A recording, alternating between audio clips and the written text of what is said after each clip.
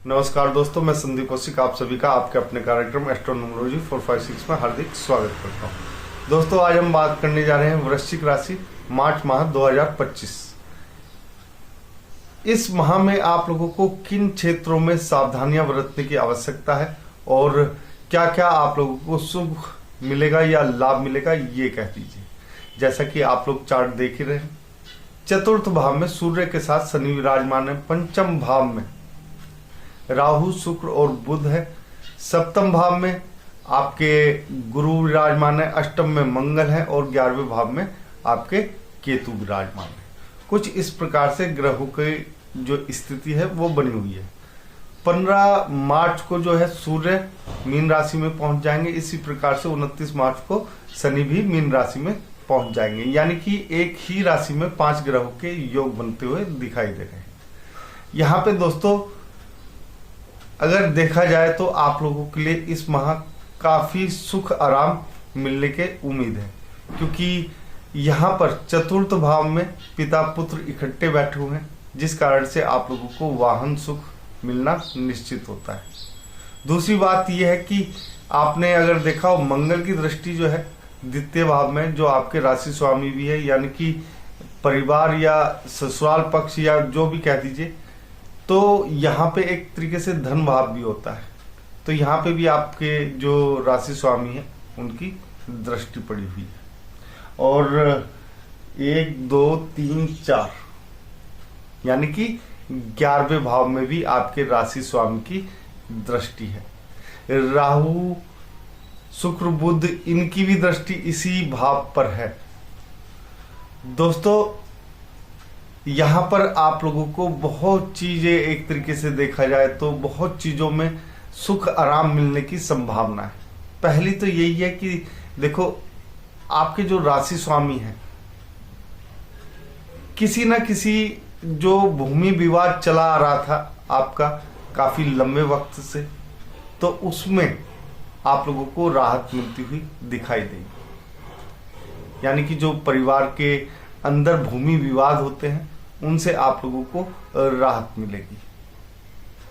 पंचम भाव में जो राहु शुक्र और बुध बैठे हुए हैं, इनसे आप लोगों को दोस्तों बहुत तरीके की, एक तरीके से देखा जाए तो लाभ मिलते हुए दिखाई दे रहे हैं। कोई बड़ी सफलता आपके इंतजार में यहाँ पर बैठी हुई है। इसके बारे में थोड़ा सा लेट में बताएंगे, क्योंकि ये काफी अच्छी चीज है, आप लोगों को समझना पड़ेगा। छठे भाव में कोई ऐसी दिक्कत नहीं है, 12वें भाव में कोई दिक्कत नहीं है। आपके जो राशि स्वामी है अष्टम भाव में, तो वो कहीं ना कहीं आप लोगों को कुछ ना कुछ एक्स्ट्रा देते हुए दिखाई देंगे, यानी कि आपका मार्गदर्शन करेंगे।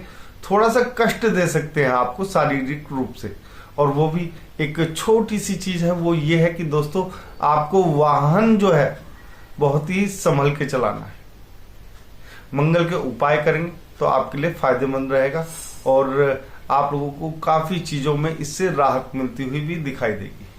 सप्तम में गुरु है। गुरु का अर्थ यह है कि यहाँ पे आप लोगों का जो ज्ञान है उसके सहारे आप लोग अपना व्यापार जो है आगे ले जाने की कोशिश करेंगे और उसमें सफलता भी आप लोगों को हासिल होगी। इसी साथ देखा जाए तो पति पत्नी के रिश्ते, वो भी आप लोगों के लगभग मधुर बने रहेंगे। थोड़ी बहुत देखो, पति पत्नी के बीच में अगर देखा जाए तो थोड़ा वाद विवाद तो चलता ही रहता है, उतना तो चलेगा ही चलेगा, लेकिन ऐसा नहीं है कि कुछ बड़ा हो जाए आपके बीच में। तो यहाँ पे बहुत ही अच्छे तरीके से आप लोगों को इन चीजों का लाभ मिलेगा। भाग्य नॉर्मल तरीके से आपका चलता हुआ दिखाई देगा। ऐसा नहीं है कि बहुत ज्यादा, अगर कहा जाए कि बहुत ज्यादा आप लोगों को कुछ एक्स्ट्रा मिल जाएगा या आपका भाग्य, देखो यहाँ पे मंगल जो अष्टम भाव में, वो आपको समझा रहा है कि मेहनत तो करनी पड़ेगी। आपने जो आपके अंदर की ऊर्जा है उसका इस्तेमाल अगर आप लोग सही तरीके से करेंगे तो यहाँ पर आपका भाग्य भी चमक सकता है। अगर नॉर्मल रहेंगे तो भाग्य उतना साथ नहीं देगा, यानी कि मेहनत पर ही आधारित रहेगा आपका भाग्य। तो उस भाग्य को बदलने के लिए आपको मेहनत करनी पड़ेगी। 10वें भाव में तरक्की आपके पास आएगी और उस तरक्की का आप लोग लाभ काफी अच्छा या अच्छे तरीके से उठाते हुए दिखाई देंगे। यानी कि किसी भी प्रकार से कोई भी दिक्कत नहीं है। अगर आप लोगों को प्रमोशन नहीं मिल रहा या तरक्की में कहीं ना कहीं अड़चने आ रही हैं, तो उन चीजों का जो एक तरीके से देखा जाए तो मंगल अष्टम में बैठ के इन चीजों को थोड़ा सा सही करते हुए दिखाई दे रहे हैं। आपको मैंने बताया मंगल की दृष्टि 11वें भाव में और राहु शुक्र और बुध की भी दृष्टि 11वें भाव में। ऐसे में धन से संबंधित समस्याएं आप लोगों को कोई नहीं आएगी, क्योंकि यहाँ पे केतु भी बैठे हैं। हालांकि केतु का 11वें भाव में बैठना थोड़ा सा विलंब देता है, लेकिन दृष्टियां होने के कारण आप लोगों को ये विलंब जो है नहीं होगा। यहाँ पे जितना चाहिए उससे ज्यादा ही मिलता हुआ दिखाई दे रहा है। हो सकता है कि पहले जो था आप लोगों को उस लेवल पे आपकी इनकम ना पहुंची हो, या उस मंजिल पे जहां तक आप लोग सोचते हैं कि हाँ यहां तक पहुंचना है, तो वहां तक ना पहुंची हो। लेकिन यहाँ पे बहुत कुछ अच्छा होता हुआ दिखाई दे रहा है। यानी कि इनकम के रास्ते आप लोगों के लिए खुलेंगे काफी ज्यादा।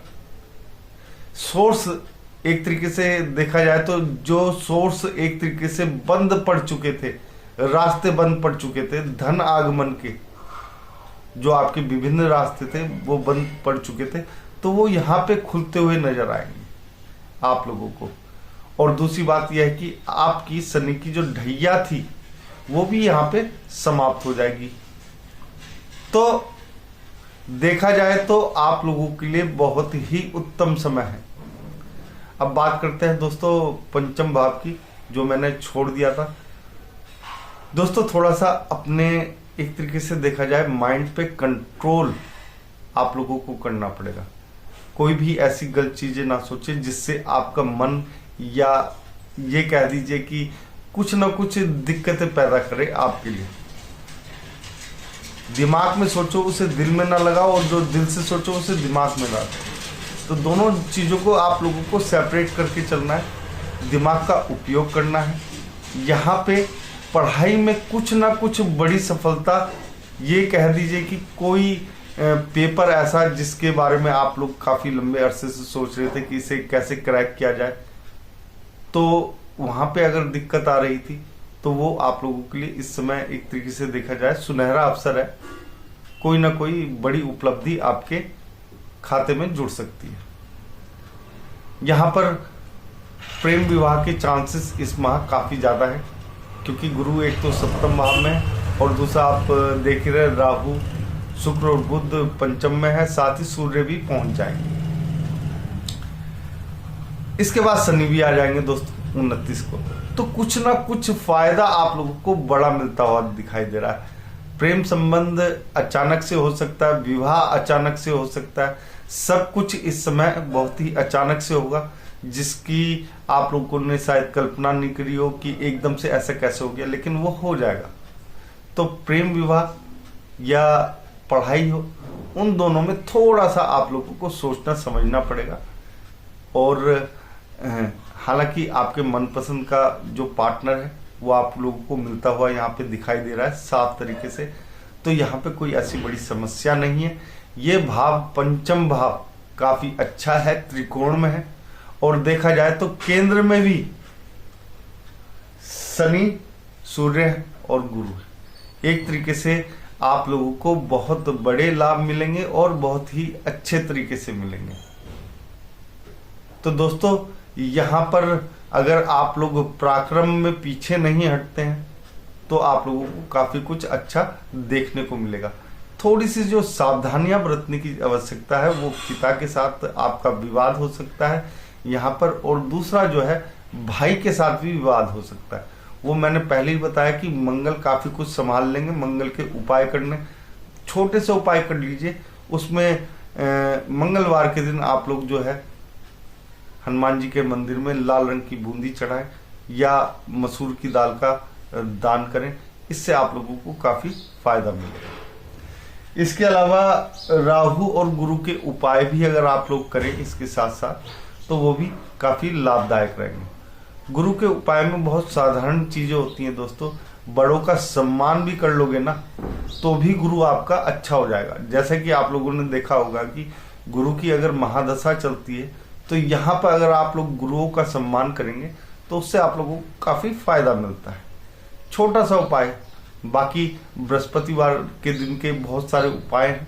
बहुत सारे उपाय मैं पहले भी बता चुका हूँ, उनमें से भी कोई उपाय कर सकते हैं आप लोग। और अगर राहु का उपाय करना चाहते हैं तो जानवरों से थोड़ा सा प्रेम करें और जो आपकी छत है उसे इस समय साफ सुथरा रखें, क्योंकि मैं पहले ही बता चुका हूं कि राहु थोड़ा सा आपके दिमाग को भ्रमित कर सकता है यहाँ पर। तो उसके लिए आपको अपनी छत जो है बिल्कुल साफ रखनी पड़ेगी और वहां पे खास तौर से कोई भी इलेक्ट्रिकल का सामान जो पुराने समय से पड़ा है उसे हटा दीजिए। ये छोटे छोटे उपाय कीजिए, उससे आप लोगों को काफी ज्यादा लाभ मिलेगा। तरक्की के अवसर खुलेंगे, उन्नति के अवसर खुलेंगे दोस्तों। और आप लोगों का ये माह जो है वैसे देखा जाए तो काफी अच्छा जाने वाला है दोस्तों। अगर आप लोगों को हमारा ये कार्यक्रम पसंद आया है, कमेंट बॉक्स में जय श्री राम अवश्य लिखें और आप सभी मित्रों को भी हमारा जय श्री राम।